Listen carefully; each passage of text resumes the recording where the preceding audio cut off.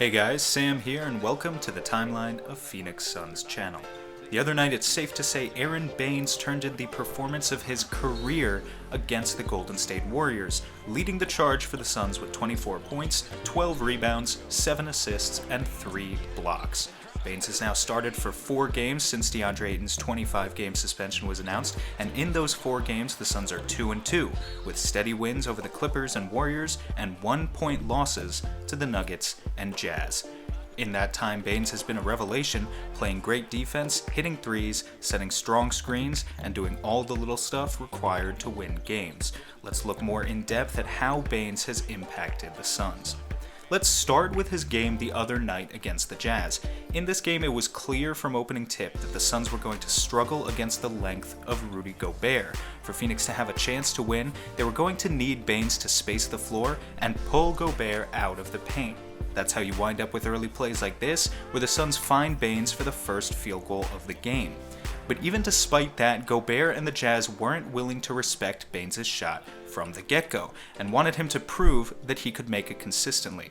If you just look at this play one possession later, Baynes is right in position to take a feed from Booker in the post and shoot an open three, but Gobert won't budge an inch.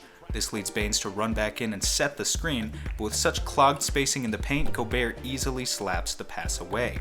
Luckily, the Suns continued to go to Baynes outside throughout this game, and he continued to make shots.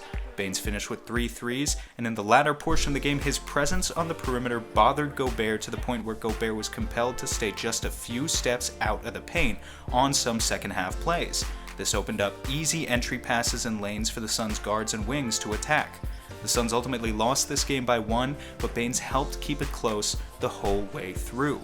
Then, 2 nights later against the Warriors, the game plan changed. With no intimidating rim protector in the middle, Baynes had the green light to attack smaller defenders like Draymond Green and Eric Paschall through early game post-ups and finishes off the pick and roll. And when Baynes did spot up on the perimeter in this game, notice how quick Golden State was to rotate and respect the threat of his shot, allowing him to create for others on the team. But the highlight of the Golden State game was easily his defense on Steph Curry. Now, I will say right now, we wish a speedy recovery to Curry, and nobody wanted to see him go down like that. But before Curry got hurt, Baynes was constantly switched onto him and moved his feet deceptively well on the perimeter for a big man, forcing multiple missed jumpers and even blocking one of his threes. Interior defense is also an area where Baynes is looking much stronger than Deandre Ayton likely would in his second season. While Baynes is averaging a block per game in just over 20 minutes, historically he's not an elite shot blocker.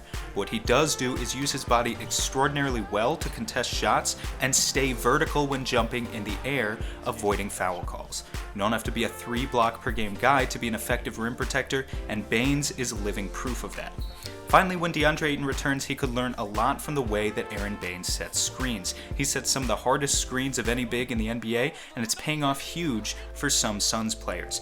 Just watching this clip, how he catches Kawhi Leonard on his hip, giving Booker the space to get open for a late game 3. Kelly Oubre in particular has been a huge beneficiary of Baynes using his body to be physical, as you can see in this clip where Oubre punishes Gobert at the rim. And in this clip, Baynes dives off from the on-ball pick and then seals off Gobert with his post positioning, giving Frank Kaminsky ample room to hit a floater. At the end of the day, Deandre Ayton is still going to be the starting center when he's done serving his suspension. But right now, Baynes looks like one of the most surprising storylines in the NBA.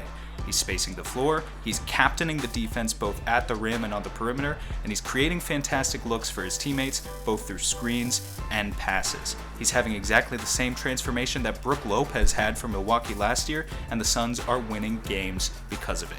Hopefully that can continue in the future as well. That's all for me today, guys. Make sure to subscribe to our channel and check out our weekly podcast episodes. If you'd like to support the pod, check out our merch that just dropped. You can silence the Suns haters in your life and look good while doing it. Link for that t-shirt in the description below, and until next time.